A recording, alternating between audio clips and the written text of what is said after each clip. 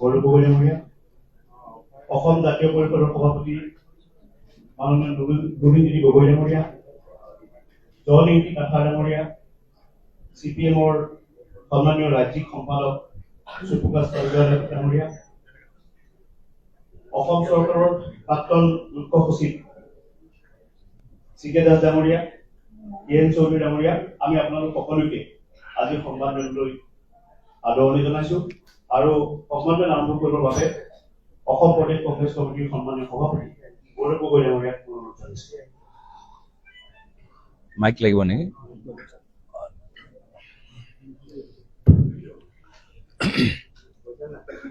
নমস্কাৰ। আজি মঞ্চত উপস্থিত থকা অসম জাতীয় পৰিষদ দলৰ সভাপতি লুৰিণজ্যোতি গগৈ ডাঙৰীয়া, মঞ্চত উপস্থিত থকা APHSC সভাপতি জয়নিংকি কাঠা ডাঙৰীয়া, মঞ্চত উপস্থিত থকা CPM দলৰ ৰাজ্যিক সম্পাদক মাননীয় সুপ্ৰকাশ তালুকদাৰ ডাঙৰীয়া, অসম চৰকাৰৰ প্ৰাক্তন মুখ্য সচিব আৰু উপস্থিত থকা সাংবাদিক বন্ধুসকল, ইতিমধ্যে আমি ভাবিছো যে অহা মাহত সম্ভৱ বিহু পূৰ্বে অসম বিধানসভা নিৰ্বাচন অসমৰ ভিতৰত আয়োজন কৰা হ'ব আৰু সেইকাৰণে সময় যথেষ্ট সীমিত।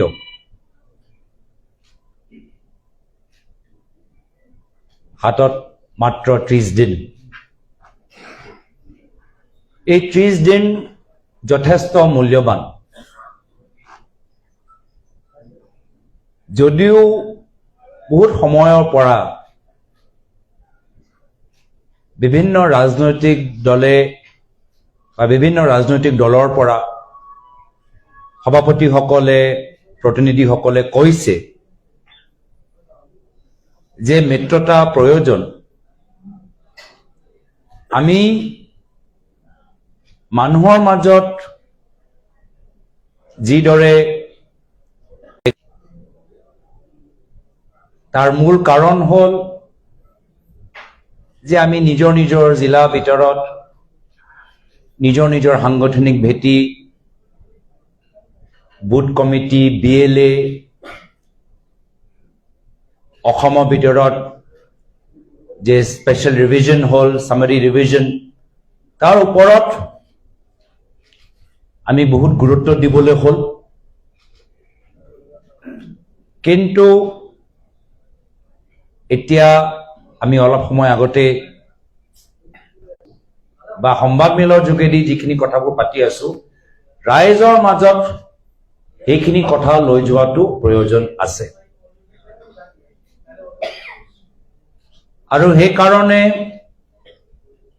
খুব সম্ভৱ আজি সংবাদমেলৰ পাছত আপোনালোকে দেখা পাব যে উজনি অসমত, নামনি অসমত, বৰাক অঞ্চলত, হিলছত, বিটিআৰ অঞ্চলত য'ত য'ত আমি সময় তাৰিখ তিথি নিৰ্ধাৰিত কৰোঁ, তাত আমাৰ জইণ্ট কেম্পেইন মিটিং হ'বগৈ। তো যদিও ইয়াৰ আগতেও আমি কৈছোঁ যে আমি এলায়েন্সত সময় বান্ধি আমি জইণ্ট প্ৰচাৰৰ কামখিনি আৰম্ভ কৰিম। মই আৰম্ভণিত বিশেষ দীঘলীয়া মই ক'বলৈ বিচৰা নাই। বহুতখিনি আমাৰ বক্তৃতা দিবলৈ বা বহুতখিনি আমাৰ ব্যক্তি আছে যিসকলে নিজৰ কথাবোৰ ক'ব। আৰু নিশ্চয় আপোনালোকৰ প্ৰশ্নত বহুতখিনি আৰু কথাবোৰ আমি সেই বিষয়ৰ ওপৰত কথাবোৰ নিজৰ মনৰ কাৰ্বি আংলং ডিফুৰ পৰা আহিছে। আমাৰ সুপ্ৰকাশ তালুকদাৰ ডাঙৰীয়া আগতেই আমাক পৰামৰ্শ দি আছিল আৰু আমাৰ আজি ভাল লাগিল যে আমাৰ CK দাস ছাৰকো আমি দেখা পাইছোঁ, কমল নাৰায়ণ চৌধুৰী ডাঙৰীয়াও আহিছে আৰু বিভিন্ন আমাৰ দলৰ সতীৰ্থসকল আহিছে। মই ভাবোঁ এতিয়া সময় হ'ল যে আমি ফিল্ডত একেলগে আগবাঢ়ি যাওঁগৈ আৰু নিশ্চয় আপোনালোকৰ প্ৰশ্ন সোধা আগত মই কৈ দিছোঁ যে আমি মঞ্চত বহি থকা যে আপোনালোকে যিবোৰ দল দেখিছে এইখিনি দলৰ সংখ্যাটো বৃদ্ধি হোৱাটো বিচাৰোঁ ইতিমধ্যে আমাৰ কথাবোৰ এতিয়াও ৰাইজৰ দল এইখিনিও সম্পৰ্কত আমাৰ কথাবোৰ চলি আছে আৰু চলি থাকিব মই শেষত আপোনালোকে প্ৰশ্নবোৰ সুধি ল'ব আৰু মই ইমানেই ক'লোঁ আৰু এতিয়া মই প্ৰবীণজ্যোতি গগৈ ডাঙৰীয়াক নিজৰ মন্তব্য প্ৰকাশ কৰিবলৈ অনুৰোধ জনালোঁ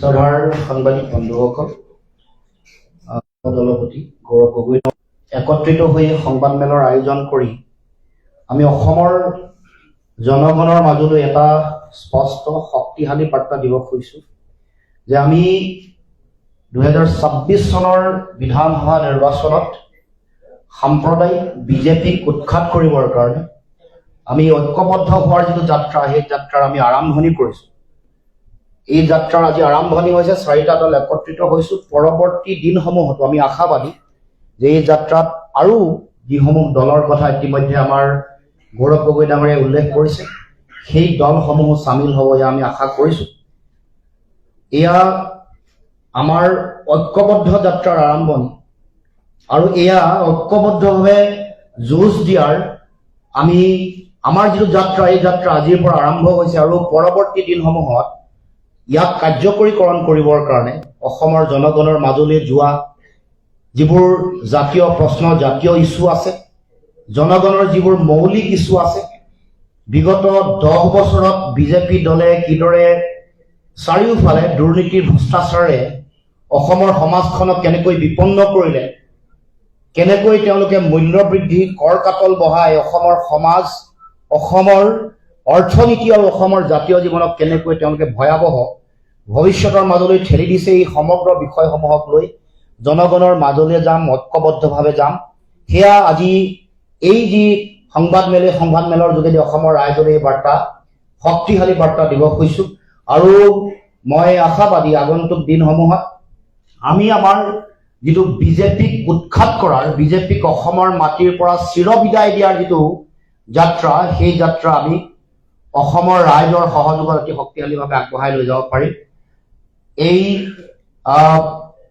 প্ৰক্ৰিয়াত শেহতীয়াকৈ বহু ধৰণৰ আলোচনা চলি আছে আপোনালোকে সকলোৱে দেখিছে বিভিন্ন আলোচনা বিলোচনা বিভিন্ন ধৰণৰ কথা বতৰা তাৰ মাজত আমি ৰাস্তা বাট উলিয়াইছোঁ কেনেকৈ আগবাঢ়িব লাগিব তাৰ আধাৰ ইতিমধ্যে প্ৰস্তুত হৈছে আৰু কিছু নিশ্চয় পাতিব লগা আছে কিন্তু আধাৰ ইতিমধ্যে প্ৰস্তুত হৈছে পৰৱৰ্তী দিনসমূহত সেইকাৰণে আমি ভাবোঁ যে আমি আৰম্ভ কৰা যাত্ৰাই আগন্তুক দিনসমূহত পূৰ্ণতা পাব আৰু অসমৰ জনগণে যিটো বিচাৰিছে অসমৰ জনগণৰ কাংক্ষিত যিটো চিন্তা তাক বাস্তৱ প্ৰতিফলন অসমৰ জনগণৰ আশা আকাংক্ষাক শক্তিশালী ৰূপত প্ৰতিফলিত কৰিবৰ কাৰণে আমি প্ৰতিটো ৰাজনৈতিক দলে আমি বদ্ধপৰিকৰ আৰু সেই দিশেৰে আমি অগ্ৰসৰ হ'ম সেই চিন্তাৰে আগন্তুক দিনসমূহত আমি সকলো আগবাঢ়ি যাম গতিকে প্ৰাৰম্ভিকভাৱে আমি আমাৰ যিটো মূল চিন্তা আজিৰ এই সংবাদমেলৰ মূল লক্ষ্যটোৱে হ'ল একত্ৰিতভাৱে আগবঢ়াৰ যাত্ৰাটো আজিৰ পৰা আৰম্ভ হৈছে একত্ৰিতভাৱে আমি যুঁজিম আৰু একত্ৰিতভাৱে যুঁজি বিজেপিক অসমৰ মাটিৰ পৰা উৎখাত কৰিম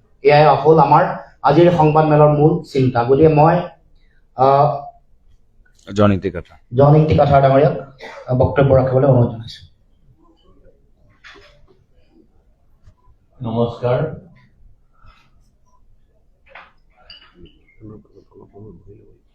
Congress Party President, Congress State Congress Party President Rangoria, Aru Prabinjyoti Gogoi, Suprakash Talukdar Rangoria, ইয়াত উপস্থিত সংবাদদাতাসকল আৰু মোৰ previous my former boss S.C.K. Das আপোনালোকক সকলোকে মই ধন্যবাদ দিছোঁ আমাৰ ফাৰ্ষ্ট এইমটো হৈছে to defeat আৰু eradicate the evil of BJP. BJP, সকলোৱে জানে, BJP acts under the direction of RSS. RSS acts under the orders, the ordinances of Manu Smriti, and which is আমাৰ কাৰণে একেবাৰে বেয়া। সকলো যিসকলে পঢ়িছে সকলোৱে জানিব আৰু ইমপ্লিমেণ্টেশ্যন সেইটো চলি আছে।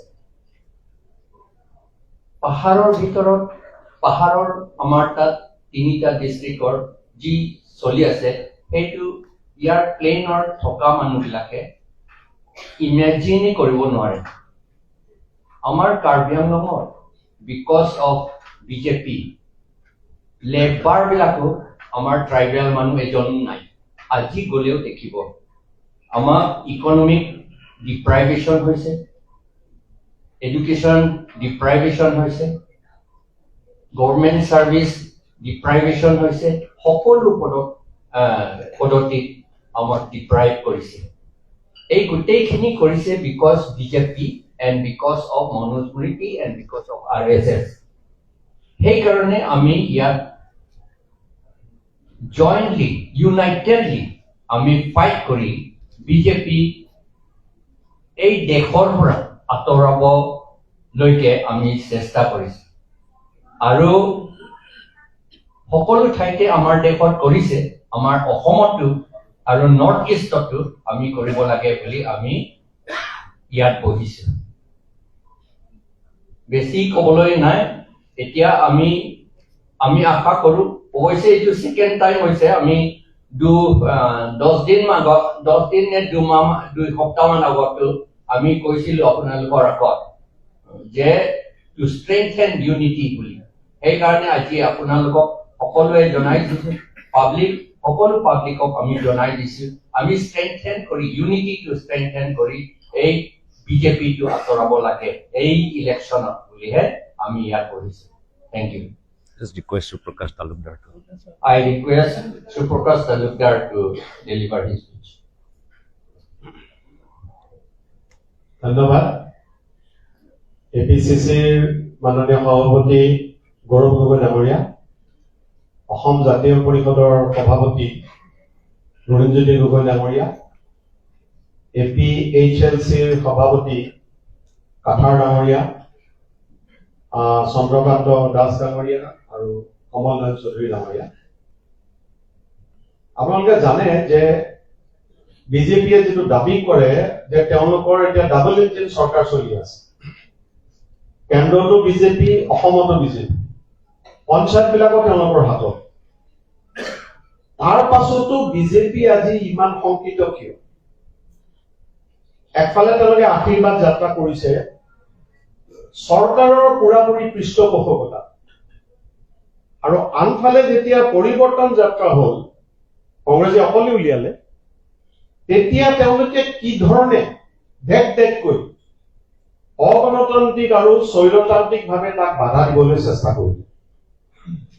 এইটোৰ পৰাই অনুমান কৰিবলৈ অসুবিধা নহয় যে তেওঁলোকৰ যিমানেই চৰকাৰ নাথাকক আৰু কৰ্পোৰেট গোষ্ঠীৰ যিমানেই তেওঁলোকৰ প্ৰতি সমৰ্থন নাথাকক, জনসাধাৰণে কি ভাবি আছে এই কথা বিজেপি আৰু মুখ্যমন্ত্ৰী হিমন্ত বিশ্ব শৰ্মাই কিছু হলেও অনুধাৱন কৰিব পাৰিছে।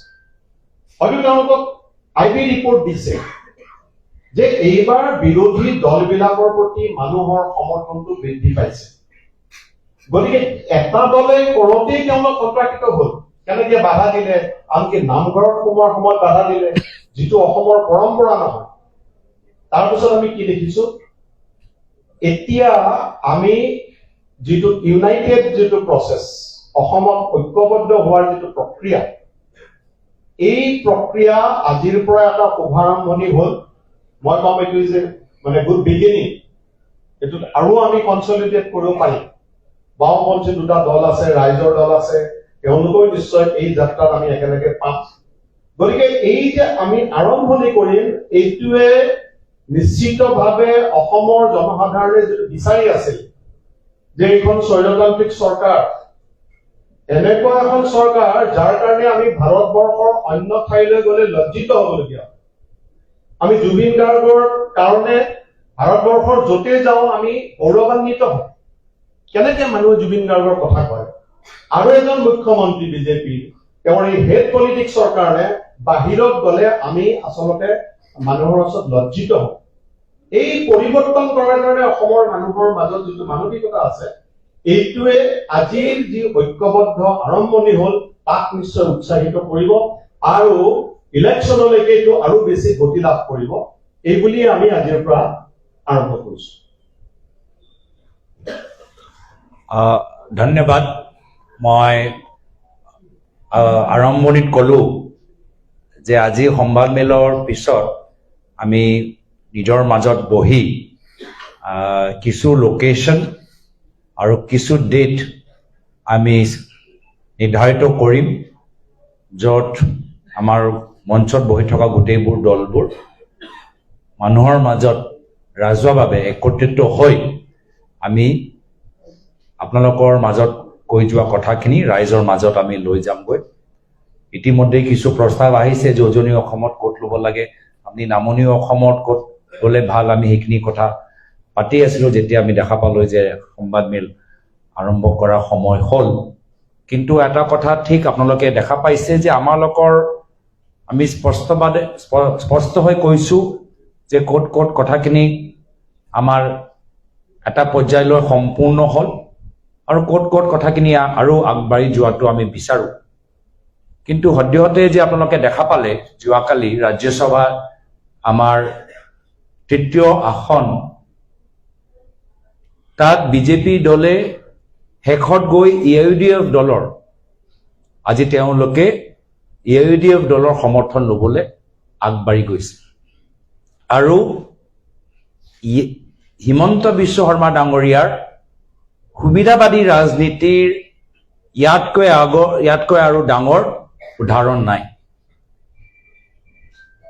হিমন্ত বিশ্ব শৰ্মা ডাঙৰীয়াই যিজনে ইমান দিনৰ পৰা AUDF দলটোক টানি অসমৰ মানুহৰ মাজত ৰাজনৈতিক পৰিৱেশত মিয়াও অচিনাকি দৰে শব্দবোৰ সোমাই সমাজৰ মাজত বিভাজনকাৰী ৰাজনীতি কৰিবলৈ বিচাৰে, আজি সেইজনৰ বাবে আজমল ডাঙৰীয়াৰ পাৰ্টি গ্ৰহণযোগ্য হ'ল।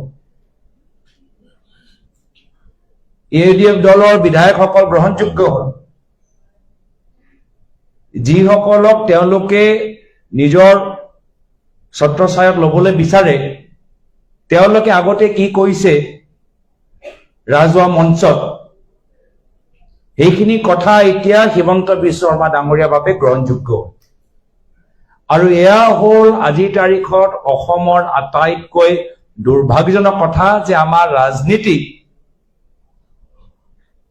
অসমৰ ভৱিষ্যলৈ, পাহাৰৰ ভৱিষ্যলৈ, খিলঞ্জীয়া মানুহৰ ভৱিষ্যলৈ, জনজাতিসকলৰ, জনগোষ্ঠীসকলৰ ভৱিষ্যলৈ হোৱা নাই এজন বিশেষ ব্যক্তিৰ সুবিধাবাদী ৰাজনীতি আৰু তেওঁলোকৰ নিজৰ ব্যক্তিগত স্বাৰ্থৰ বাবে ৰাজনীতি তললৈ গুচি গ'ল, নিম্ন স্তৰলৈ গুচি গ'ল, যাৰ বাবে আমি সকল যেতিয়া বাহিৰলৈ যাওঁ আমাক লজ্জিত হ'বলৈ হয়।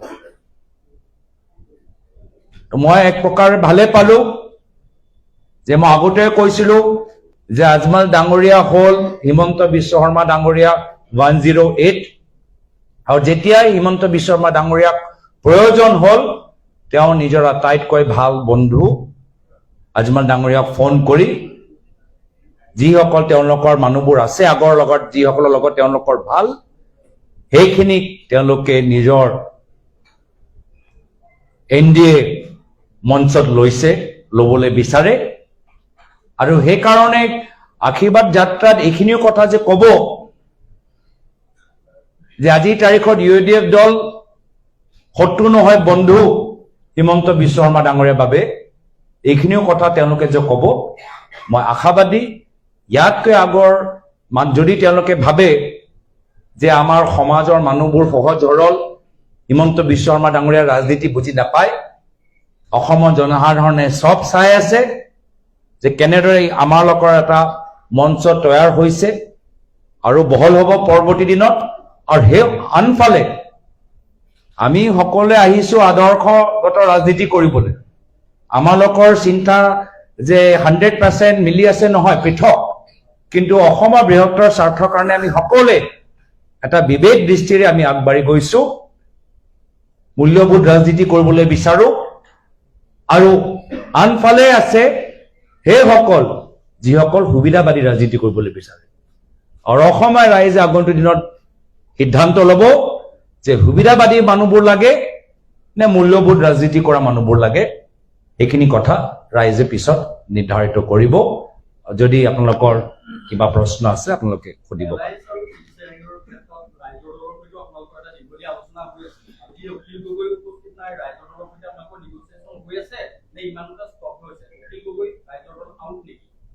আমিতো তেনেকুৱা কোৱাও নাই। আমি গোটেইবোৰ আপোনালোকে যদি আমাৰ কথাখিনি শুনিলে নিশ্চয় শুনিছে। ময়ো, লুৰিণজ্যোতি গগৈ ডাঙৰীয়াও, আমাৰ সুপ্ৰকাশ তালুকদাৰ ডাঙৰীয়াও কৈছে যে পৰৱৰ্তী দিনত আমাৰ মঞ্চ আৰু বহল হওক। যিসকলৰ লগত আমাৰ জয়ন্তী কাঠা ডাঙৰীয়া কৈছে যে আগতে ইয়াৰ পূৰ্বে সংবাদ মেলত তেওঁলোকে উপস্থিত আছিলে যদিও আমি অনুপস্থিত, যে আমাৰ মঞ্চটো আৰু বহল হওক, কথাখিনি এটা ভাল দিশলৈ লৈ যাওঁ। সেই সম্পৰ্কত আমি সকলোৱে আশাবাদী আৰু আমাৰ লোকৰ যাত্ৰাত সকলোকে আমি আজিৰ সন্মান মেললৈ আমি স্বাগতম জনাইছো। আমাৰ মাজত উপস্থিত আছে অসম প্ৰদেশ কংগ্ৰেছ কমিটিৰ সন্মানীয় সভাপতি সাংসদ গৌৰৱ গগৈ ডাঙৰীয়া, অসম জাতীয় পৰিষদৰ সভাপতি মাননীয় লুৰিণজ্যোতি গগৈ ডাঙৰীয়া, জয়ন্তী কাঠা ডাঙৰীয়া, CPM-ৰ সন্মানীয় ৰাজ্যিক সম্পাদক সুপ্ৰকাশ তালুকদাৰ ডাঙৰীয়া, অসম চৰকাৰৰ প্ৰাক্তন মুখ্য সচিব CK দাস ডাঙৰীয়া, EN চৌধুৰী ডাঙৰীয়া, আমি আপোনালোক সকলোকে আজি সন্মানলৈ আদৰণি জনাইছো। আৰু সন্মান আৰম্ভ কৰিবৰ বাবে অসম প্ৰদেশ কংগ্ৰেছ কমিটিৰ সন্মানীয় সভাপতি গৌৰৱ গগৈ ডাঙৰীয়াক অনুৰোধ জনাইছো। মাইক লাগিব নেকি?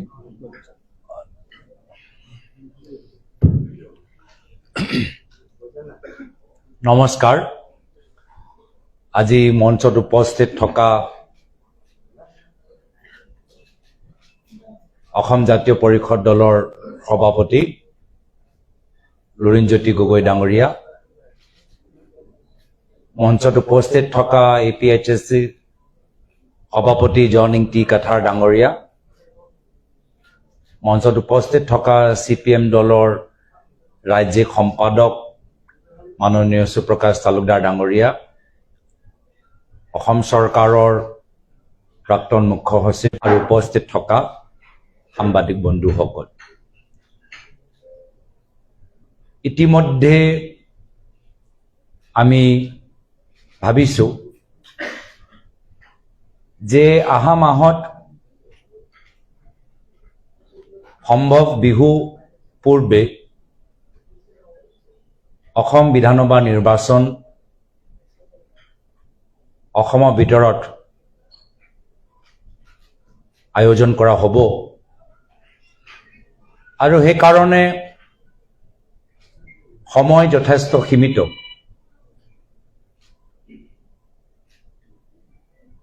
হাতত মাত্ৰ 30 দিন।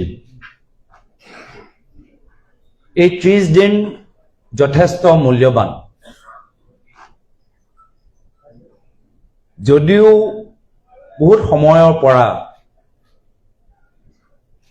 বিভিন্ন ৰাজনৈতিক দলে বা বিভিন্ন ৰাজনৈতিক দলৰ পৰা সভাপতিসকলে, প্ৰতিনিধিসকলে কৈছে যে মিত্ৰতা প্ৰয়োজন। আমি মানুহৰ মাজত যিদৰে তাৰ মূল কাৰণ হ'ল যে আমি নিজৰ নিজৰ জিলা ভিতৰত নিজৰ নিজৰ সাংগঠনিক ভেটি, বুথ কমিটি, BLA, অসমৰ ভিতৰত যে স্পেচিয়েল ৰিভিজন হ'ল, চামাৰী ৰিভিজন, তাৰ ওপৰত আমি বহুত গুৰুত্ব দিবলৈ হ'ল, কিন্তু এতিয়া আমি অলপ সময় আগতে বা সংবাদমেলৰ যোগেদি যিখিনি কথাবোৰ পাতি আছো, ৰাইজৰ মাজত সেইখিনি কথা লৈ যোৱাটো প্ৰয়োজন আছে। আৰু সেইকাৰণে খুব সম্ভৱ আজি সংবাদমেলৰ পাছত আপোনালোকে দেখা পাব যে উজনি অসমত, নামনি অসমত, বৰাক অঞ্চলত, হিলজত, বিটিয়াৰ অঞ্চলত য'ত য'ত আমি সময় তাৰিখ তিথি নিৰ্ধাৰিত কৰোঁ, তাত আমাৰ জইণ্ট কেম্পেইন মিটিং হ'বগৈ। তো যদিও ইয়াৰ আগতেও আমি কৈছোঁ যে আমি এলায়েন্সত সময় বান্ধি আমি জইণ্ট প্ৰচাৰৰ কামখিনি আৰম্ভ কৰিম। মই আৰম্ভণিত বিশেষ দীঘলীয়া মই ক'বলৈ বিচৰা নাই। বহুতখিনি আমাৰ বক্তৃতা দিবলৈ বা বহুতখিনি আমাৰ ব্যক্তি আছে যিসকলে নিজৰ কথাবোৰ ক'ব, আৰু নিশ্চয় আপোনালোকৰ প্ৰশ্নত বহুতখিনি আৰু কথাবোৰ আমি সেই বিষয়ৰ ওপৰত কথাবোৰ নিজৰ মনৰ কাৰ্বি আংলং ডিফুৰ পৰা আহিছে। আমাৰ সুপ্ৰকাশ তালুকদাৰ ডাঙৰীয়া আগতেই আমাক পৰামৰ্শ দি আছিল, আৰু আমাৰ আজি ভাল লাগিল যে চিকে দাস ছাৰকো আমি দেখা পাইছোঁ, কমল নাৰায়ণ চৌধুৰী ডাঙৰীয়াও আহিছে, আৰু বিভিন্ন আমাৰ দলৰ সতীৰ্থসকল আহিছে। মই ভাবোঁ এতিয়া সময় হ'ল যে আমি ফিল্ডত একেলগে আগবাঢ়ি যাওঁগৈ। আৰু নিশ্চয় আপোনালোকৰ প্ৰশ্ন সোধা আগত মই কৈ দিছোঁ যে আমি মঞ্চত বহি থকা যে আপোনালোকে যিবোৰ দল দেখিছে, এইখিনি দলৰ সংখ্যাটো বৃদ্ধি হোৱাটো বিচাৰোঁ। ইতিমধ্যে আমাৰ কথাবোৰ এতিয়াও ৰাইজৰ দল এইখিনিও সম্পৰ্কত আমাৰ কথাবোৰ চলি আছে আৰু চলি থাকিব। মই শেষত আপোনালোকে প্ৰশ্নবোৰ সুধি ল'ব, আৰু মই ইমানেই ক'লোঁ, আৰু এতিয়া মই তৰুণজ্যোতি গগৈ ডাঙৰীয়াক নিজৰ মন্তব্য প্ৰকাশ কৰিবলৈ অনুৰোধ জনালোঁ।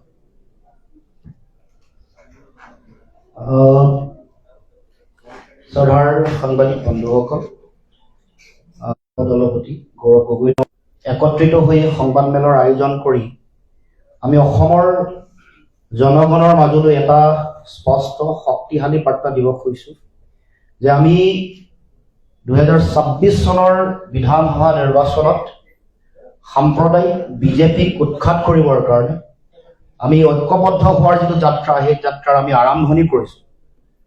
এই যাত্ৰাৰ আজি আৰম্ভণি হৈছে, 4টা দল একত্ৰিত হৈছোঁ। পৰৱৰ্তী দিনসমূহতো আমি আশাবাদী যে এই যাত্ৰাত আৰু যিসমূহ দলৰ কথা ইতিমধ্যে আমাৰ গৌৰৱ গগৈ ডাঙৰীয়াই উল্লেখ কৰিছে, সেই দলসমূহ চামিল হ'ব, এয়া আমি আশা কৰিছোঁ।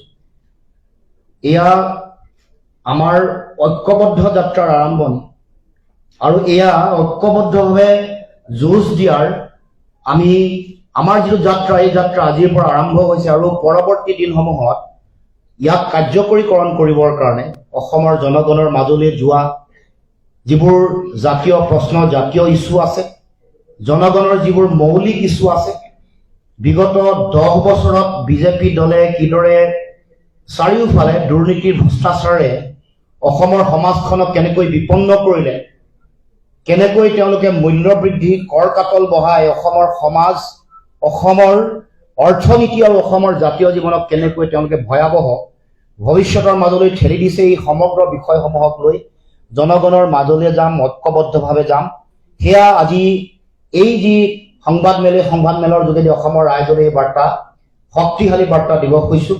আৰু মই আশাবাদী আগন্তুক দিনসমূহত আমি আমাৰ যিটো বিজেপিক উৎখাত কৰাৰ, বিজেপিক অসমৰ মাটিৰ পৰা চিৰবিদায় দিয়াৰ যিটো যাত্ৰা, সেই যাত্ৰা আমি অসমৰ ৰাইজৰ সহযোগত অতি শক্তিশালীভাৱে আগবঢ়াই লৈ যাব পাৰিম। এই প্ৰক্ৰিয়াত শেহতীয়াকৈ বহু ধৰণৰ আলোচনা চলি আছে, আপোনালোকে সকলোৱে দেখিছে, বিভিন্ন আলোচনা বিলোচনা, বিভিন্ন ধৰণৰ কথা বতৰা। তাৰ মাজত আমি ৰাস্তা বাট উলিয়াইছোঁ কেনেকৈ আগবাঢ়িব লাগিব, তাৰ আধাৰ ইতিমধ্যে প্ৰস্তুত হৈছে। আৰু কিছু নিশ্চয় পাতিব লগা আছে, কিন্তু আধাৰ ইতিমধ্যে প্ৰস্তুত হৈছে।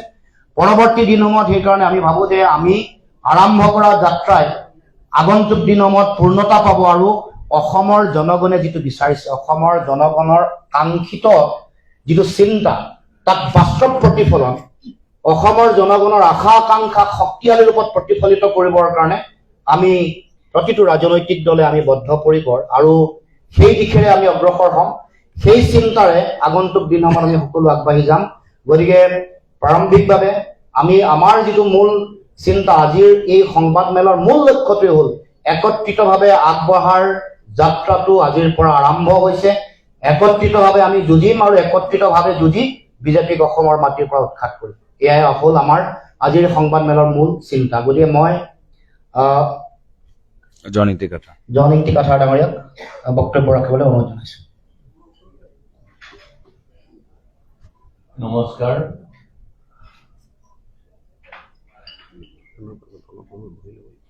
Congress party president, Congress state Congress party president ডাঙৰীয়া আৰু লুৰিণজ্যোতি গগৈ, সুপ্ৰকাশ তালুকদাৰ ডাঙৰীয়া, ইয়াত উপস্থিত সংবাদদাতাসকল আৰু মোৰ previous my former boss C.K. Das,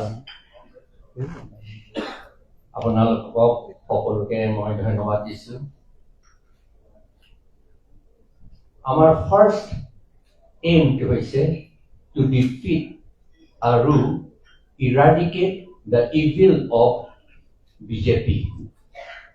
BJP সকলোৱে জানে, BJP acts under the direction of RSS. RSS acts under the orders, the ordinances of Manu Smriti, and which is আমাৰ কাৰণে একেবাৰে বেয়া। সকলো যিসকলে পঢ়িছে সকলোৱে জানিব আৰু ইমপ্লিমেণ্টেশ্যন সেইটো চলি আছে। পাহাৰৰ ভিতৰত আমাৰ তাত 3টা ডিষ্ট্ৰিক্টৰ যি চলি আছে, সেইটো ইয়াৰ প্লেইনৰ থকা মানুহবিলাকে ইমেজিনে কৰিব নোৱাৰে। আমাৰ কাৰ্বি আংলঙৰ বিকজ অফ বিজেপি লেবাৰবিলাকো আমাৰ ট্ৰাইবেল মানুহ এজন নাই। আজি গ'লেও দেখিব আমাৰ ইকনমিক ডিপ্ৰাইভেশ্যন হৈছে, এডুকেশ্যন ডিপ্ৰাইভেশ্যন হৈছে, গভৰ্ণমেণ্ট ছাৰ্ভিচ ডিপ্ৰাইভেশ্যন হৈছে, সকলো পদ্ধতিত আমাক ডিপ্ৰাইভ কৰিছে। এই গোটেইখিনি কৰিছে because BJP and because of Manoj Smriti and because of RSS। সেইকাৰণে আমি ইয়াত জইণ্টলি ইউনাইটেডলি আমি ফাইট কৰি বিজেপি এই দেশৰ পৰা আঁতৰাবলৈকে আমি চেষ্টা কৰিছোঁ। আৰু সকলো ঠাইতে আমাৰ দেশত কৰিছে, আমাৰ অসমতো আৰু নৰ্থ ইষ্টতো আমি কৰিব লাগে বুলি আমি ইয়াত বহিছোঁ। বেছি ক'বলৈ নাই। এতিয়া আমি আশা কৰোঁ, অৱশ্যে এইটো ছেকেণ্ড টাইম হৈছে, আমি 10 দিন নে 2 সপ্তাহমান আগতো আমি কৈছিলোঁ আপোনালোকৰ আগত যে টু ষ্ট্ৰেংথেন ইউনিটি বুলি। সেইকাৰণে আজি আপোনালোকক সকলোৱে জনাই দিছোঁ, সকলো পাব্লিকক আমি জনাই দিছোঁ, আমি ষ্ট্ৰেংথেন কৰি ইউনিটিটো ষ্ট্ৰেংথেন কৰি এই বিজেপিটো আঁতৰাব লাগে এই ইলেকশ্যনত বুলিহে আমি ইয়াত বহিছোঁ। Thank you. Just request Suprakash Talukdar to. I request Suprakash Talukdar to deliver his speech. ধন্যবাদ। APCCৰ মাননীয় সভাপতি গৌৰৱ গগৈ ডাঙৰীয়া, অসম জাতীয় পৰিষদৰ সভাপতি লুৰিণজ্যোতি গগৈ ডাঙৰীয়া, APHLCৰ সভাপতি কাঠাৰ ডাঙৰীয়া, চন্দ্ৰকান্ত দাস ডাঙৰীয়া আৰু কমল নাথ চৌধুৰী ডাঙৰীয়া। আপোনালোকে জানে যে বিজেপিয়ে যিটো দাবী কৰে যে তেওঁলোকৰ এতিয়া ডাবল ইঞ্জিন চৰকাৰ চলি আছে, কেন্দ্ৰতো বিজেপি, অসমতো বিজেপি, পঞ্চায়তবিলাকো তেওঁলোকৰ হাতত। তাৰ পাছতো বিজেপি আজি ইমান শংকিত কিয়? একফালে তেওঁলোকে আশীৰ্বাদ যাত্ৰা কৰিছে চৰকাৰৰ পুৰাপুৰি পৃষ্ঠপোষকতা, আৰু আনফালে যেতিয়া পৰিৱৰ্তন যাত্ৰা হ'ল, কংগ্ৰেছে অকলে উলিয়ালে, তেতিয়া তেওঁলোকে কি ধৰণে কৈ অগণতান্ত্ৰিক আৰু স্বৈৰতান্ত্ৰিকভাৱে তাক বাধা দিবলৈ চেষ্টা কৰিলে। এইটোৰ পৰাই অনুমান কৰিবলৈ অসুবিধা নহয় যে তেওঁলোকৰ যিমানেই চৰকাৰ নাথাকক আৰু কৰ্পোৰেট গোষ্ঠীৰ যিমানেই তেওঁলোকৰ প্ৰতি সমৰ্থন নাথাকক, জনসাধাৰণে কি ভাবি আছে এই কথা বিজেপি আৰু মুখ্যমন্ত্ৰী হিমন্ত বিশ্ব শৰ্মাই কিছু হলেও অনুধাৱন কৰিব পাৰিছে। হয়তো তেওঁলোকক IB ৰিপৰ্ট দিছে যে এইবাৰ বিৰোধী দলবিলাকৰ প্ৰতি মানুহৰ সমৰ্থনটো বৃদ্ধি পাইছে, গতিকে এটা দলে কৰোঁতেই তেওঁলোক সন্ত্ৰাসিত হল। কেনেকৈ বাধা দিলে, আনকি নামঘৰত সোমোৱাৰ সময়ত বাধা দিলে, যিটো অসমৰ পৰম্পৰা নহয়। তাৰপিছত আমি কি দেখিছো, এতিয়া আমি যিটো ইউনাইটেড যিটো প্ৰচেছ, অসমত ঐক্যবদ্ধ হোৱাৰ যিটো প্ৰক্ৰিয়া, এই প্ৰক্ৰিয়া আজিৰ পৰা এটা শুভাৰম্ভণি হ'ল। মই কম এইটো যে মানে গুড বিগিনিং, এইটোত আৰু আমি কনচলিডেট কৰিব পাৰিম। বাওঁপন্থী দুটা দল আছে, ৰাইজৰ দল আছে, তেওঁলোকেও নিশ্চয় এই যাত্ৰাত আমি একেলগে পাম। গতিকে এই যে আমি আৰম্ভণি কৰিম, এইটোৱে নিশ্চিতভাৱে অসমৰ জনসাধাৰণে যিটো বিচাৰি আছিল যে এইখন স্বৈৰতান্ত্ৰিক চৰকাৰ, এনেকুৱা এখন চৰকাৰ যাৰ কাৰণে আমি ভাৰতবৰ্ষৰ অন্য ঠাইলৈ গলে লজ্জিত হবলগীয়া। আমি জুবিন গাৰ্গৰ কাৰণে ভাৰতবৰ্ষৰ য'তে যাওঁ আমি গৌৰৱান্বিত হওঁ। কেনেকে মানুহে জুবিন গাৰ্গৰ কথা কয়, আৰু এজন মুখ্যমন্ত্ৰী বিজেপিৰ, তেওঁৰ এই হেড পলিটিক্সৰ কাৰণে বাহিৰত গলে আমি আচলতে মানুহৰ ওচৰত লজ্জিত হওঁ। এই পৰিৱৰ্তন কৰাৰ কাৰণে অসমৰ মানুহৰ মাজত যিটো মানসিকতা আছে, এইটোৱে আজিৰ যি ঐক্যবদ্ধ আৰম্ভণি হ'ল তাক নিশ্চয় উৎসাহিত কৰিব, আৰু ইলেকশ্যনলৈকে এইটো আৰু বেছি গতি লাভ কৰিব। এই বুলি আমি আজিৰ পৰা আৰম্ভ কৰিছো। ধন্যবাদ। মই আৰম্ভণিত ক'লো যে আজি সংবাদমেলৰ পিছত আমি নিজৰ মাজত বহি কিছু লোকেশ্যন আৰু কিছু ডেট আমি নিৰ্ধাৰিত কৰিম, য'ত আমাৰ মঞ্চত বহি থকা গোটেইবোৰ দলবোৰ মানুহৰ মাজত ৰাজহুৱাভাৱে একত্ৰিত হৈ আমি আপোনালোকৰ মাজত কৈ যোৱা কথাখিনি ৰাইজৰ মাজত আমি লৈ যামগৈ। ইতিমধ্যে কিছু প্ৰস্তাৱ আহিছে যে উজনি অসমত ক'ত ল'ব লাগে, আপুনি নামনি অসমত ক'ত ল'লে ভাল, আমি সেইখিনি কথা পাতি আছিলোঁ যেতিয়া আমি দেখা পালোঁ যে সংবাদমেল আৰম্ভ কৰাৰ সময় হ'ল। কিন্তু এটা কথা ঠিক, আপোনালোকে দেখা পাইছে যে আমালোকৰ আমি স্পষ্ট হৈ কৈছোঁ যে ক'ত ক'ত কথাখিনি আমাৰ এটা পৰ্যায়লৈ সম্পূৰ্ণ হ'ল, আৰু ক'ত ক'ত কথাখিনি আৰু আগবাঢ়ি যোৱাটো আমি বিচাৰোঁ। কিন্তু সদ্যহতে যে আপোনালোকে দেখা পালে যোৱাকালি ৰাজ্যসভা আমাৰ তৃতীয় আসন, তাত বিজেপি দলে শেষত গৈ AUDF দলৰ, আজি তেওঁলোকে AUDF দলৰ সমৰ্থন ল'বলৈ আগবাঢ়ি গৈছে। আৰু হিমন্ত বিশ্ব শৰ্মা ডাঙৰীয়াৰ সুবিধাবাদী ৰাজনীতিৰ ইয়াতকৈ আৰু ডাঙৰ উদাহৰণ নাই। হিমন্ত বিশ্ব শৰ্মা ডাঙৰীয়াই, যিজনে ইমান দিনৰ পৰা AUDF দলটোক টানি অসমৰ মানুহৰ মাজত ৰাজনৈতিক পৰিৱেশত মিয়া অচিনাকিৰ দৰে শব্দবোৰ সোমাই সমাজৰ মাজত বিভাজনকাৰী ৰাজনীতি কৰিবলৈ বিচাৰে, আজি সেইজনৰ বাবে আজমল ডাঙৰীয়াৰ পাৰ্টি গ্ৰহণযোগ্য হ'ল। AUDF দলৰ বিধায়কসকল গ্ৰহণযোগ্য হ'ল। যিসকলক তেওঁলোকে নিজৰ ছত্ৰছায়াত ল'বলৈ বিচাৰে, তেওঁলোকে আগতে কি কৈছে ৰাজহুৱা মঞ্চত, সেইখিনি কথা এতিয়া হিমন্ত বিশ্ব শৰ্মা ডাঙৰীয়াৰ বাবে গ্ৰহণযোগ্য। আৰু এয়া হ'ল আজিৰ তাৰিখত অসমৰ আটাইতকৈ দুৰ্ভাগ্যজনক কথা যে আমাৰ ৰাজনীতি অসমৰ ভৱিষ্যলৈ, পাহাৰৰ ভৱিষ্যলৈ, খিলঞ্জীয়া মানুহৰ ভৱিষ্যলৈ, জনজাতিসকলৰ, জনগোষ্ঠীসকলৰ ভৱিষ্যলৈ হোৱা নাই এজন বিশেষ ব্যক্তিৰ সুবিধাবাদী ৰাজনীতি আৰু তেওঁলোকৰ নিজৰ ব্যক্তিগত স্বাৰ্থৰ বাবে ৰাজনীতি তললৈ গুচি গ'ল, নিম্ন স্তৰলৈ গুচি গ'ল, যাৰ বাবে আমি সকল যেতিয়া বাহিৰলৈ যাওঁ আমাক লজ্জিত হ'বলৈ হয়। মই এক প্ৰকাৰে ভালে পালো যে মই আগতে কৈছিলো যে আজমল ডাঙৰীয়া হ'ল হিমন্ত বিশ্ব শৰ্মা ডাঙৰীয়া 108, আৰু যেতিয়াই হিমন্ত বিশ্ব শৰ্মা ডাঙৰীয়াক প্ৰয়োজন হ'ল তেওঁ নিজৰ আটাইতকৈ ভাল বন্ধু আজমল ডাঙৰীয়াক ফোন কৰি যিসকল তেওঁলোকৰ মানুহবোৰ আছে আগৰ লগত, যিসকলৰ লগত তেওঁলোকৰ ভাল, সেইখিনিক তেওঁলোকে নিজৰ NDA মঞ্চত লৈছে, ল'বলৈ বিচাৰে। আৰু সেইকাৰণে আশীৰ্বাদ যাত্ৰাত এইখিনিও কথা যে ক'ব যে আজিৰ তাৰিখত UDF দল শত্ৰু নহয় বন্ধু হিমন্ত বিশ্ব শৰ্মা ডাঙৰীয়াৰ বাবে, এইখিনিও কথা তেওঁলোকে যে ক'ব মই আশাবাদী।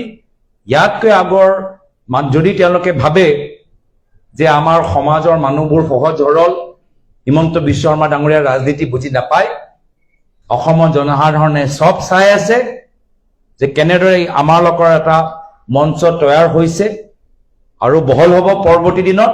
আৰু সেই আনফালে আমি সকলোৱে আহিছো আদৰ্শগত ৰাজনীতি কৰিবলৈ, আমাৰ লোকৰ চিন্তা যে 100% মিলি আছে নহয়, পৃথক, কিন্তু অসমৰ বৃহত্তৰ স্বাৰ্থৰ কাৰণে আমি সকলোৱে এটা বিবেক দৃষ্টিৰে আমি আগবাঢ়ি গৈছো, মূল্যবোধ ৰাজনীতি কৰিবলৈ বিচাৰো। আৰু আনফালে আছে সেইসকল যিসকল সুবিধাবাদী ৰাজনীতি কৰিবলৈ বিচাৰে। আৰু অসমৰ ৰাইজে আগন্তুক দিনত সিদ্ধান্ত ল'ব যে সুবিধাবাদী মানুহবোৰ লাগে নে মূল্যবোধ ৰাজনীতি কৰা মানুহবোৰ লাগে। এইখিনি কথা ৰাইজে পিছত নিৰ্ধাৰিত কৰিব। যদি আপোনালোকৰ কিবা প্ৰশ্ন আছে আপোনালোকে সুধিব পাৰে।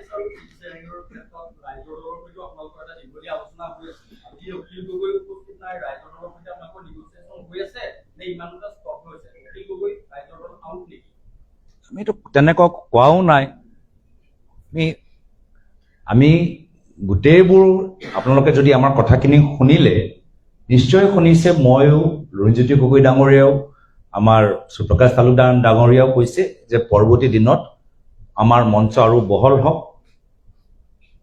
যিসকলৰ লগত আমাৰ জয়ন্তী কাঠা ডাঙৰীয়া কৈছে যে আগতে ইয়াৰ পূৰ্বে সংবাদ মেলত তেওঁলোকে উপস্থিত আছিলে যদিও আমি অনুপস্থিত, যে আমাৰ মঞ্চটো আৰু বহল হওক, কথাখিনি এটা ভাল দিশলৈ লৈ যাওঁ। সেই সম্পৰ্কত আমি সকলোৱে আশাবাদী আৰু আমাৰ লোকৰ যাত্ৰাত সকলোকে আমি আজিৰ সন্মান মেললৈ আমি স্বাগতম জনাইছো। আমাৰ মাজত উপস্থিত আছে অসম প্ৰদেশ কংগ্ৰেছ কমিটিৰ সন্মানীয় সভাপতি সাংসদ গৌৰৱ গগৈ ডাঙৰীয়া, অসম জাতীয় পৰিষদৰ সভাপতি মাননীয় লুৰিণজ্যোতি গগৈ ডাঙৰীয়া, জয়ন্তী কাঠা ডাঙৰীয়া, CPM-ৰ সন্মানীয় ৰাজ্যিক সম্পাদক সুপ্ৰকাশ তালুকদাৰ ডাঙৰীয়া, অসম চৰকাৰৰ প্ৰাক্তন মুখ্য সচিব CK দাস ডাঙৰীয়া, EN চৌধুৰী ডাঙৰীয়া, আমি আপোনালোক সকলোকে আজি সন্মানলৈ আদৰণি জনাইছো।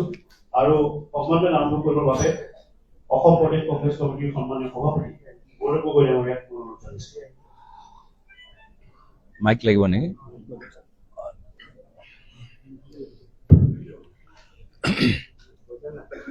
নমস্কাৰ। আজি মঞ্চত উপস্থিত থকা অসম জাতীয় পৰিষদ দলৰ সভাপতি লুৰিণজ্যোতি গগৈ ডাঙৰীয়া, মঞ্চত উপস্থিত থকা APHSC সভাপতি জয়ন্তী কাঠা ডাঙৰীয়া, মঞ্চত উপস্থিত থকা CPM দলৰ ৰাজ্যিক সম্পাদক মাননীয় সুপ্ৰকাশ তালুকদাৰ ডাঙৰীয়া, অসম চৰকাৰৰ প্ৰাক্তন মুখ্য সচিব আৰু উপস্থিত থকা সাংবাদিক বন্ধুসকল, ইতিমধ্যে আমি ভাবিছোঁ যে অহা মাহত সম্ভৱ বিহু পূৰ্বে অসম বিধানসভা নিৰ্বাচন অসমৰ ভিতৰত আয়োজন কৰা হ'ব আৰু সেইকাৰণে সময় যথেষ্ট সীমিত।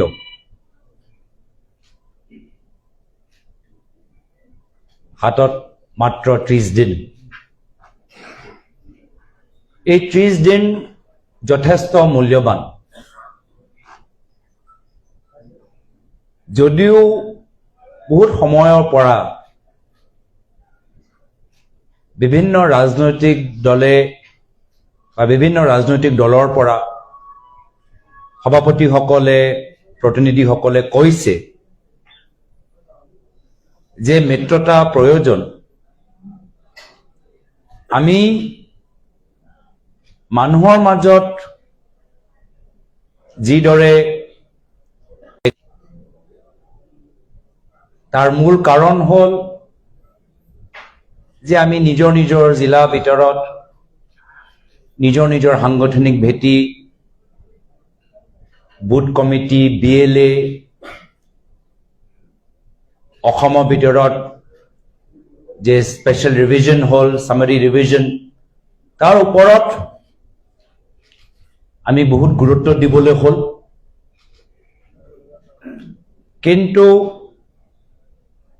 এতিয়া আমি অলপ সময় আগতে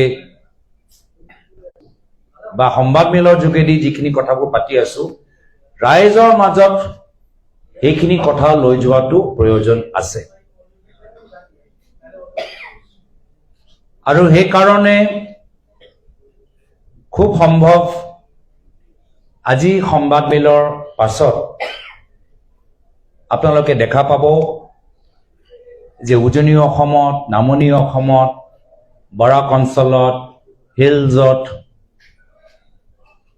বিটিআৰ অঞ্চলত য'ত য'ত আমি সময় তাৰিখ তিথি নিৰ্ধাৰিত কৰোঁ তাত আমাৰ জইণ্ট কেম্পেইন মিটিং হ'বগৈ।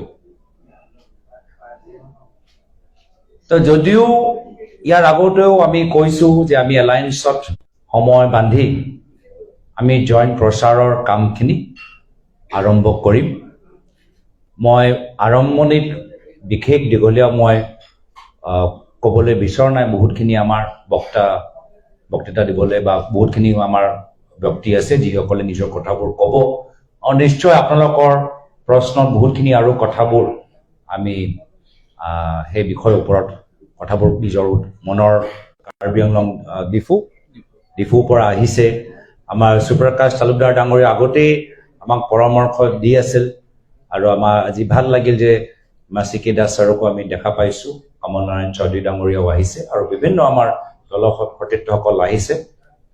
মই ভাবোঁ এতিয়া সময় হ'ল যে আমি ফিল্ডত একেলগে আগবাঢ়ি যাওঁগৈ আৰু নিশ্চয় আপোনালোকৰ প্ৰশ্ন সোধা আগত মই কৈ দিছোঁ যে আমি মঞ্চত বহি থকা যে আপোনালোকে যিবোৰ দল দেখিছে এইখিনি দলৰ সংখ্যাটো বৃদ্ধি হোৱাটো বিচাৰোঁ।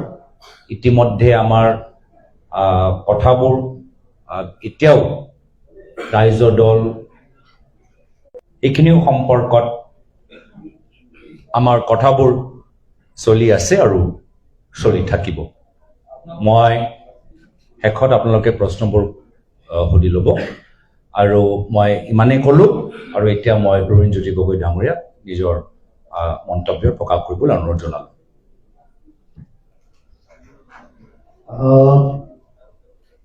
সভাৰ সাংবাদিক বন্ধুসকল, দলপতি গৌৰৱ গগৈ একত্ৰিত হৈ সংবাদমেলৰ আয়োজন কৰি আমি অসমৰ জনগণৰ মাজলৈ এটা স্পষ্ট শক্তিশালী বাৰ্তা দিব খুজিছোঁ যে আমি 2026 চনৰ বিধানসভা নিৰ্বাচনত সাম্প্ৰদায়িক বিজেপিক উৎখাত কৰিবৰ কাৰণে আমি ঐক্যবদ্ধ হোৱাৰ যিটো যাত্ৰা সেই যাত্ৰাৰ আমি আৰম্ভণি কৰিছোঁ। এই যাত্ৰাৰ আজি আৰম্ভণি হৈছে 4টা দল একত্ৰিত হৈছোঁ পৰৱৰ্তী দিনসমূহতো আমি আশাবাদী যে এই যাত্ৰাত আৰু যিসমূহ দলৰ কথা ইতিমধ্যে আমাৰ গৌৰৱ গগৈ ডাঙৰীয়াই উল্লেখ কৰিছে সেই দলসমূহ চামিল হ'ব এয়া আমি আশা কৰিছোঁ এয়া আমাৰ ঐক্যবদ্ধ যাত্ৰাৰ আৰম্ভণি আৰু এয়া ঐক্যবদ্ধভাৱে যুঁজ দিয়াৰ আমি আমাৰ যিটো যাত্ৰা এই যাত্ৰা আজিৰ পৰা আৰম্ভ হৈছে আৰু পৰৱৰ্তী দিনসমূহত ইয়াক কাৰ্যকৰীকৰণ কৰিবৰ কাৰণে অসমৰ জনগণৰ মাজলৈ যোৱা যিবোৰ জাতীয় প্ৰশ্ন জাতীয় ইছ্যু আছে জনগণৰ যিবোৰ মৌলিক ইছ্যু আছে বিগত 10 বছৰত বিজেপি দলে কিদৰে চাৰিওফালে দুৰ্নীতিৰ ভ্ৰষ্টাচাৰেৰে অসমৰ সমাজখনক কেনেকৈ বিপন্ন কৰিলে কেনেকৈ তেওঁলোকে মূল্য বৃদ্ধি কৰ কাটল বঢ়াই অসমৰ সমাজ অসমৰ অৰ্থনীতি আৰু অসমৰ জাতীয় জীৱনক কেনেকৈ তেওঁলোকে ভয়াৱহ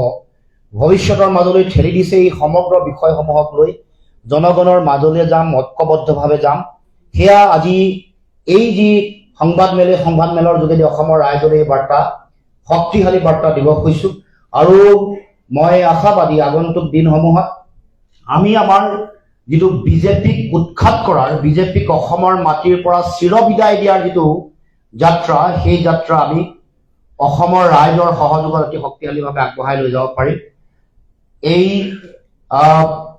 এই প্ৰক্ৰিয়াত শেহতীয়াকৈ বহু ধৰণৰ আলোচনা চলি আছে আপোনালোকে সকলোৱে দেখিছে বিভিন্ন আলোচনা বিলোচনা বিভিন্ন ধৰণৰ কথা বতৰা তাৰ মাজত আমি ৰাস্তা বাট উলিয়াইছোঁ কেনেকৈ আগবাঢ়িব লাগিব তাৰ আধাৰ ইতিমধ্যে প্ৰস্তুত হৈছে আৰু কিছু নিশ্চয় পাতিব লগা আছে কিন্তু আধাৰ ইতিমধ্যে প্ৰস্তুত হৈছে পৰৱৰ্তী দিনসমূহত সেইকাৰণে আমি ভাবোঁ যে আমি আৰম্ভ কৰা যাত্ৰাই আগন্তুক দিনসমূহত পূৰ্ণতা পাব আৰু অসমৰ জনগণে যিটো বিচাৰিছে অসমৰ জনগণৰ কাংক্ষিত যিটো চিন্তা তাক বাস্তৱ প্ৰতিফলন অসমৰ জনগণৰ আশা আকাংক্ষাক শক্তিশালী ৰূপত প্ৰতিফলিত কৰিবৰ কাৰণে আমি প্ৰতিটো ৰাজনৈতিক দলে আমি বদ্ধপৰিকৰ আৰু সেই দিশেৰে আমি অগ্ৰসৰ হ'ম সেই চিন্তাৰে আগন্তুক দিনসমূহত আমি সকলো আগবাঢ়ি যাম গতিকে প্ৰাৰম্ভিকভাৱে আমি আমাৰ যিটো মূল চিন্তা আজিৰ এই সংবাদমেলৰ মূল লক্ষ্যটোৱে হ'ল একত্ৰিতভাৱে আগবঢ়াৰ যাত্ৰাটো আজিৰ পৰা আৰম্ভ হৈছে একত্ৰিতভাৱে আমি যুঁজিম আৰু একত্ৰিতভাৱে যুঁজি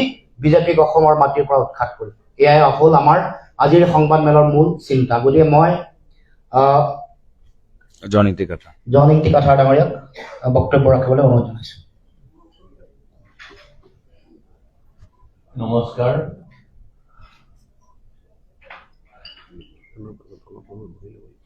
Congress Party President, Congress State Congress Party President Namoria, Aru Lubin Jyoti Gogoi, Suprakash Talukdar Namoria, ইয়াত উপস্থিত সংবাদ দাতাসকল আৰু মোৰ previous my former boss S.C.K. Das আপোনালোকক সকলোকে মই ধন্যবাদ দিছোঁ আমাৰ ফাৰ্ষ্ট এইমটো হৈছে টু ডিফিট আৰু eradicate the evil of BJP সকলোৱে জানে BJP acts under the direction of RSS acts under the orders the ordinances of Manu Smriti and which is আমাৰ কাৰণে একেবাৰে বেয়া সকলো যিসকলে পঢ়িছে সকলোৱে জানিব আৰু ইমপ্লিমেন্টেশ্যন সেইটো চলি আছে পাহাৰৰ ভিতৰত পাহাৰৰ আমাৰ তাত 3টা ডিষ্ট্ৰিক্টৰ যি চলি আছে সেইটো ইয়াৰ প্লেনৰ থকা মানুহবিলাকে ইমেজিনে কৰিব নোৱাৰে আমাৰ কাৰ্বি আংলঙৰ বিকজ অফ বিজেপি লেবাৰ বিলাকো আমাৰ ট্ৰাইবেল মানুহ এজন নাই আজি গলেও দেখিব আমাৰ ইকনমিক ডিপ্ৰাইভেশ্যন হৈছে এডুকেশ্যন ডিপ্ৰাইভেশ্যন হৈছে গভৰ্ণমেণ্ট চাৰ্ভিচ ডিপ্ৰাইভেশ্যন হৈছে সকলো পদ্ধতিত আমাক ডিপ্ৰাইভ কৰিছে এই গোটেইখিনি কৰিছে because BJP and because of Manu Smriti and because of RSS সেইকাৰণে আমি ইয়াত জয়েন্টলি ইউনাইটেডলি আমি ফাইট কৰি বিজেপি এই দেশৰ পৰা আঁতৰাবলৈকে আমি চেষ্টা কৰিছোঁ আৰু সকলো ঠাইতে আমাৰ দেশত কৰিছে আমাৰ অসমতো আৰু নৰ্থ ইষ্টতো আমি কৰিব লাগে বুলি আমি ইয়াত বহিছোঁ বেছি ক'বলৈ নাই এতিয়া আমি আশা কৰোঁ অৱশ্যে এইটো ছেকেণ্ড টাইম হৈছে আমি 10 দিন আগত 10 দিন নে 2 সপ্তাহমান আগতো আমি কৈছিলোঁ আপোনালোকৰ আগত যে টু ষ্ট্ৰেংথেন ইউনিটি বুলি সেইকাৰণে আজি আপোনালোকক সকলোৱে জনাই দিছোঁ সকলো পাব্লিকক আমি জনাই দিছোঁ আমি ষ্ট্ৰেংথেন কৰি ইউনিটিটো ষ্ট্ৰেংথেন কৰি এই বিজেপিটো আঁতৰাব লাগে এই ইলেকশ্যনত বুলিহে আমি ইয়াত বহিছোঁ thank you Just request Suprakash Talukdar to.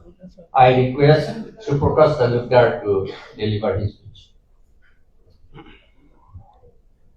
ধন্যবাদ APCCৰ মাননীয় সভাপতি গৌৰৱ গগৈ ডাঙৰীয়া অসম জাতীয় পৰিষদৰ সভাপতি নৰেন্দ্ৰজ্যোতি গগৈ ডাঙৰীয়া APHLCৰ সভাপতি কাঠাৰ ডাঙৰীয়া চন্দ্ৰকান্ত দাস ডাঙৰীয়া আৰু কমল নাথ চৌধুৰী ডাঙৰীয়া আপোনালোকে জানে যে বিজেপিয়ে যিটো দাবী কৰে যে তেওঁলোকৰ এতিয়া ডাবল ইঞ্জিন চৰকাৰ চলি আছে কেন্দ্ৰতো বিজেপি অসমতো বিজেপি পঞ্চায়ত বিলাকো তেওঁলোকৰ হাতত তাৰ পাছতো বিজেপি আজি ইমান শংকিত কিয়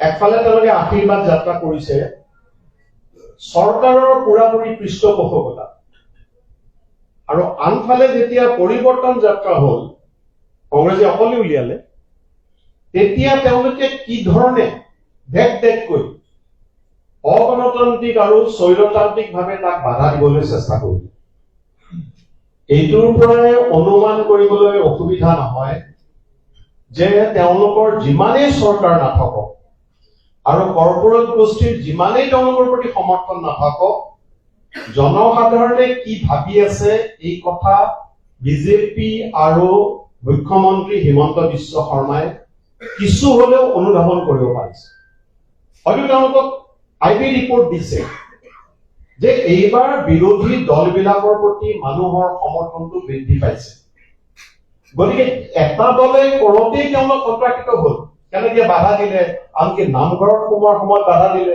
যিটো অসমৰ পৰম্পৰা নহয় তাৰপিছত আমি কি দেখিছো এতিয়া আমি যিটো ইউনাইটেড যিটো প্ৰচেছ অসমত ঐক্যবদ্ধ হোৱাৰ যিটো প্ৰক্ৰিয়া এই প্ৰক্ৰিয়া আজিৰ পৰা এটা শুভাৰম্ভণি হ'ল মই কম এইটো যে মানে গুড বিগিনিং এইটো আৰু আমি কনচলিডেট কৰিব পাৰিম বাওঁপন্থী দুটা দল আছে ৰাইজৰ দল আছে তেওঁলোকেও নিশ্চয় এই যাত্ৰাত আমি একেলগে পাম গতিকে এই যে আমি আৰম্ভণি কৰিম এইটোৱে নিশ্চিতভাৱে অসমৰ জনসাধাৰণে যিটো বিচাৰি আছিল যে এইখন স্বৈৰতান্ত্ৰিক চৰকাৰ এনেকুৱা এখন চৰকাৰ যাৰ কাৰণে আমি ভাৰতবৰ্ষৰ অন্য ঠাইলৈ গ'লে লজ্জিত হ'বলগীয়া আমি জুবিন গাৰ্গৰ কাৰণে ভাৰতবৰ্ষৰ য'তে যাওঁ আমি গৌৰৱান্বিত হওঁ কেনেকে মানুহে জুবিন গাৰ্গৰ কথা কয় আৰু এজন মুখ্যমন্ত্ৰী বিজেপি তেওঁৰ এই হেড পলিটিক্সৰ কাৰণে বাহিৰত গ'লে আমি আচলতে মানুহৰ ওচৰত লজ্জিত হওঁ এই পৰিৱৰ্তন কৰাৰ কাৰণে অসমৰ মানুহৰ মাজত যিটো মানসিকতা আছে এইটোৱে আজিৰ যি ঐক্যবদ্ধ আৰম্ভণি হ'ল তাক নিশ্চয় উৎসাহিত কৰিব আৰু ইলেকশ্যনলৈকে এইটো আৰু বেছি গতি লাভ কৰিব এই বুলি আমি আজিৰ পৰা আৰম্ভ কৰিছো ধন্যবাদ মই আৰম্ভণিত ক'লো যে আজি সংবাদমেলৰ পিছত আমি নিজৰ মাজত বহি কিছু লোকেশ্যন আৰু কিছু ডেট আমি নিৰ্ধাৰিত কৰিম য'ত আমাৰ মঞ্চত বহি থকা গোটেইবোৰ দলবোৰ মানুহৰ মাজত ৰাজহুৱাভাৱে একত্ৰিত হৈ আমি আপোনালোকৰ মাজত কৈ যোৱা কথাখিনি ৰাইজৰ মাজত আমি লৈ যামগৈ ইতিমধ্যে কিছু প্ৰস্তাৱ আহিছে যে উজনি অসমত ক'ত ল'ব লাগে আপুনি নামনি অসমত ক'ত ল'লে ভাল আমি সেইখিনি কথা পাতি আছিলোঁ যেতিয়া আমি দেখা পালোঁ যে সংবাদমেল আৰম্ভ কৰাৰ সময় হ'ল কিন্তু এটা কথা ঠিক আপোনালোকে দেখা পাইছে যে আমালোকৰ আমি স্পষ্ট হৈ কৈছোঁ যে ক'ত ক'ত কথাখিনি আমাৰ এটা পৰ্যায়লৈ সম্পূৰ্ণ হ'ল আৰু ক'ত ক'ত কথাখিনি আৰু আগবাঢ়ি যোৱাটো আমি বিচাৰোঁ কিন্তু সদ্যহতে যে আপোনালোকে দেখা পালে যোৱাকালি ৰাজ্যসভা আমাৰ তৃতীয় আসন তাত বিজেপি দলে শেষত গৈ AUDF দলৰ আজি তেওঁলোকে AUDF দলৰ সমৰ্থন ল'বলৈ আগবাঢ়ি গৈছে আৰু হিমন্ত বিশ্ব শৰ্মা ডাঙৰীয়াৰ সুবিধাবাদী ৰাজনীতিৰ ইয়াতকৈ আৰু ডাঙৰ উদাহৰণ নাই হিমন্ত বিশ্ব শৰ্মা ডাঙৰীয়াই যিজনে ইমান দিনৰ পৰা AUDF দলটোক টানি অসমৰ মানুহৰ মাজত ৰাজনৈতিক পৰিৱেশত মিয়াও অচিনাকিৰ দৰে শব্দবোৰ সোমাই সমাজৰ মাজত বিভাজনকাৰী ৰাজনীতি কৰিবলৈ বিচাৰে আজি সেইজনৰ বাবে আজমল ডাঙৰীয়াৰ পাৰ্টি গ্ৰহণযোগ্য হ'ল AUDF দলৰ বিধায়কসকল গ্ৰহণযোগ্য হ'ল যিসকলক তেওঁলোকে নিজৰ ছত্ৰছায়াত ল'বলৈ বিচাৰে তেওঁলোকে আগতে কি কৈছে ৰাজহুৱা মঞ্চত এইখিনি কথা এতিয়া হিমন্ত বিশ্ব শৰ্মা ডাঙৰীয়াৰ বাবে গ্ৰহণযোগ্য আৰু এয়া হ'ল আজিৰ তাৰিখত অসমৰ আটাইতকৈ দুৰ্ভাগ্যজনক কথা যে আমাৰ ৰাজনীতি অসমৰ ভৱিষ্যতলৈ পাহাৰৰ ভৱিষ্যতলৈ খিলঞ্জীয়া মানুহৰ ভৱিষ্যতলৈ জনজাতিসকলৰ জনগোষ্ঠীসকলৰ ভৱিষ্যতলৈ হোৱা নাই এজন বিশেষ ব্যক্তিৰ সুবিধাবাদী ৰাজনীতি আৰু তেওঁলোকৰ নিজৰ ব্যক্তিগত স্বাৰ্থৰ বাবে ৰাজনীতি তললৈ গুচি গ'ল নিম্ন স্তৰলৈ গুচি গ'ল যাৰ বাবে আমি সকল যেতিয়া বাহিৰলৈ যাওঁ আমাক লজ্জিত হ'বলৈ হয় মই এক প্ৰকাৰ ভালে পালো যে মই আগতে কৈছিলো যে আজমল ডাঙৰীয়া হ'ল হিমন্ত বিশ্ব শৰ্মা ডাঙৰীয়া 108 আৰু যেতিয়াই হিমন্ত বিশ্ব শৰ্মা ডাঙৰীয়াক প্ৰয়োজন হ'ল তেওঁ নিজৰ আটাইতকৈ ভাল বন্ধু আজমল ডাঙৰীয়াক ফোন কৰি যিসকল তেওঁলোকৰ মানুহবোৰ আছে আগৰ লগত যিসকলৰ লগত তেওঁলোকৰ ভাল সেইখিনিক তেওঁলোকে নিজৰ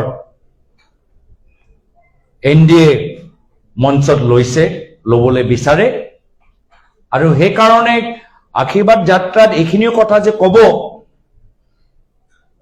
যে আজিৰ তাৰিখত UDF দল শত্ৰু নহয় বন্ধু হিমন্ত বিশ্ব শৰ্মা ডাঙৰীয়াৰ বাবে এইখিনিও কথা তেওঁলোকে যে ক'ব মই আশাবাদী ইয়াতকৈ আগৰ যদি তেওঁলোকে ভাবে যে আমাৰ সমাজৰ মানুহবোৰ সহজ সৰল হিমন্ত বিশ্ব শৰ্মা ডাঙৰীয়াৰ ৰাজনীতি বুজি নাপায় অসমৰ জনসাধাৰণে সব চাই আছে যে কেনেদৰে আমাৰ লোকৰ এটা মঞ্চ তৈয়াৰ হৈছে আৰু বহল হ'ব পৰৱৰ্তী দিনত আৰু সেই আনফালে আমি সকলোৱে আহিছো আদৰ্শগত ৰাজনীতি কৰিবলৈ আমাৰ লোকৰ চিন্তা যে 100% মিলি আছে নহয় পৃথক কিন্তু অসমৰ বৃহত্তৰ স্বাৰ্থৰ কাৰণে আমি সকলোৱে এটা বিবেক দৃষ্টিৰে আমি আগবাঢ়ি গৈছো মূল্যবোধ ৰাজনীতি কৰিবলৈ বিচাৰো আৰু আনফালে আছে সেইসকল যিসকল সুবিধাবাদী ৰাজনীতি কৰিবলৈ বিচাৰে আৰু অসমৰ ৰাইজে আগন্তুক দিনত সিদ্ধান্ত ল'ব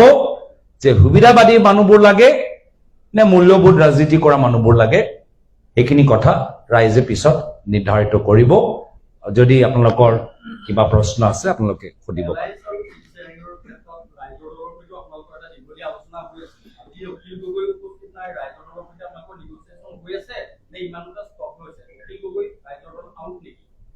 আমিতো তেনেকুৱা কোৱাও নাই আমি গোটেইবোৰ আপোনালোকে যদি আমাৰ কথাখিনি শুনিলে নিশ্চয় শুনিছে ময়ো ৰঞ্জিত গগৈ ডাঙৰীয়াও আমাৰ সুপ্ৰকাশ তালুকদাৰ ডাঙৰীয়াও কৈছে যে পৰৱৰ্তী দিনত আমাৰ মঞ্চ আৰু বহল হওক যিসকলৰ লগত আমাৰ জয়ন্তী কাঠা ডাঙৰীয়া কৈছে যে আগতে ইয়াৰ পূৰ্বে সংবাদ মেলত তেওঁলোকে উপস্থিত আছিলে যদিও আমি অনুপস্থিত যে আমাৰ মঞ্চটো আৰু বহল হওক কথাখিনি এটা ভাল দিশলৈ লৈ যাওঁ সেই সম্পৰ্কত আমি সকলোৱে আশাবাদী আৰু আমাৰ লগৰ যাত্ৰাত সকলোকে আমি আজিৰ সন্মান মেললৈ আমি স্বাগতম জনাইছো আমাৰ মাজত উপস্থিত আছে অসম প্ৰদেশ কংগ্ৰেছ কমিটিৰ সন্মানীয় সভাপতি সাংসদ গৌৰৱ গগৈ ডাঙৰীয়া অসম জাতীয় পৰিষদৰ সভাপতি